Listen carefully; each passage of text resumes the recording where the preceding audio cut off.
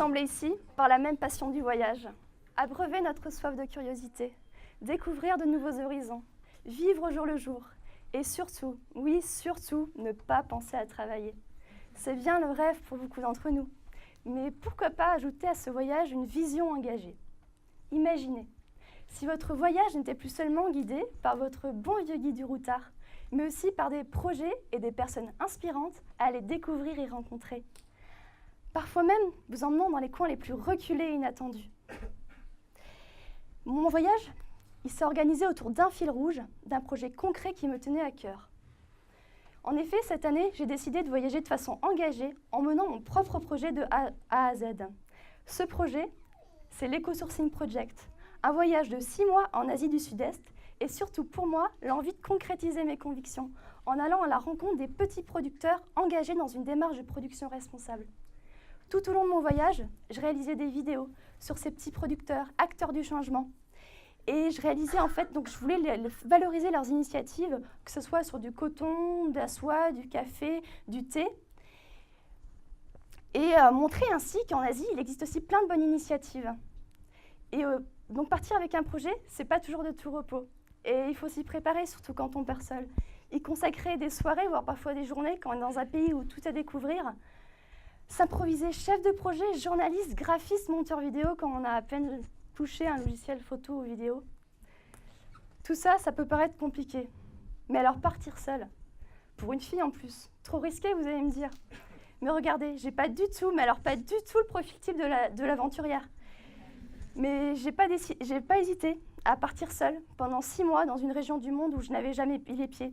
Donc si moi je l'ai fait, je peux vous garantir que vous aussi vous en êtes capable. Et vous serez étonnés par le nombre de rencontres et d'opportunités qui s'ouvriront à vous. Surtout quand on démarre un projet, on cherche à rencontrer des personnes qui voyagent avec les mêmes objectifs, les mêmes valeurs. Et j'ai eu la chance de rencontrer Bruno, qui était en plein tour de l'alimentation durable. Il m'a aidé au début de mon voyage à booster mon projet. On est allé découvrir ensemble la Pure Farm.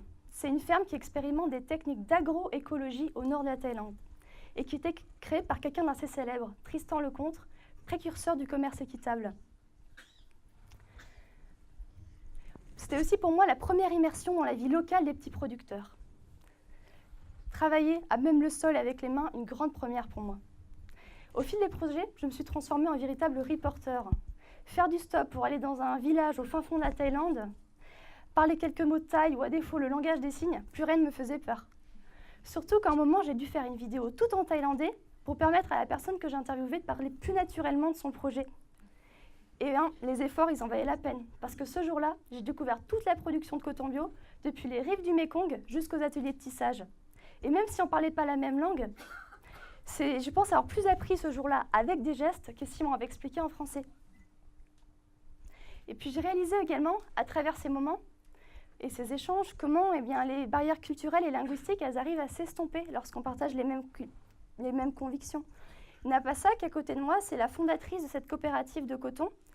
Elle est tisserande thaïlandaise et moi, Camille, étudiante toulousaine, on n'avait a priori rien en commun. Mais on partageait une même quête de sens, la même envie de placer l'homme et l'environnement au cœur des préoccupations des entreprises. Et j'étais fière aussi à chaque fois, un peu à mon niveau, à faire connaître ces acteurs du changement. Notamment lorsque ça a été le cas de Madame Komali, qui a été nommée prix Nobel de la paix en faveur de l'autonomisation des femmes pour son projet de soie bio et équitable. Vraiment, c'était un vrai honneur de découvrir ce projet. Et en m'intéressant ainsi au cycle de production, on m'ouvrait les portes des ateliers et je découvrais de véritables trésors artisanaux. Et j'ai réalisé aussi à travers ces échanges, à travers ces rencontres, comment il est important aujourd'hui de valoriser ces savoir-faire locaux dans un contexte de mondialisation où les communautés ont tendance à perdre leur identité. Et donc je ne passais pas mon temps à regarder les tractopelles, mais aussi je participais. Ici, c'était chez un producteur de thé bio, au nord de la Thaïlande. Donc, cette femme avait expliqué comment ramasser le thé. Donc, ce n'était pas avec les mains, mais avec un geste précis du poignet, où on ramassait seulement le bourgeon et les 2 premières feuilles pour garantir la meilleure qualité de thé. Et puis, pour trouver ces petits producteurs, j'ai pris aussi parfois quelques risques.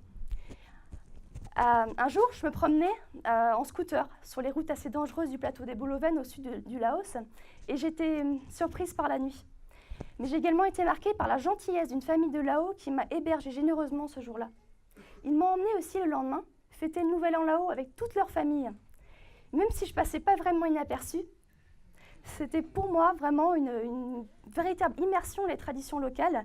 Cette femme ainsi me présentait ses vœux de bonheur et de chance en plaçant autour de mon poignet des bracelets multicolores porte-bonheur. Et ça m'a porté chance, parce que ce jour-là, j'ai trouvé un producteur de café dans la région où faire du volontariat pendant 2 semaines. Et aussi, après, organiser un week-end avec les enfants du village. Et pour certains d'entre eux qui n'étaient jamais sortis du village, c'était une véritable surprise de voir des éléphants et de telles cascades, et pour moi un véritable bonheur de les voir aussi souriants et heureux. Donc pour conclure, une citation qui représente bien ma philosophie du voyage. Le voyage, ce n'est pas fuir, mais c'est mieux revenir. J'espère vous avoir donné envie à vous aussi de partir avec un projet, et si ce n'est pas le cas, venez me voir à la fin du TOS, et je peux vous garantir que vous aussi, en partant, vous aurez envie de changer le monde. Merci.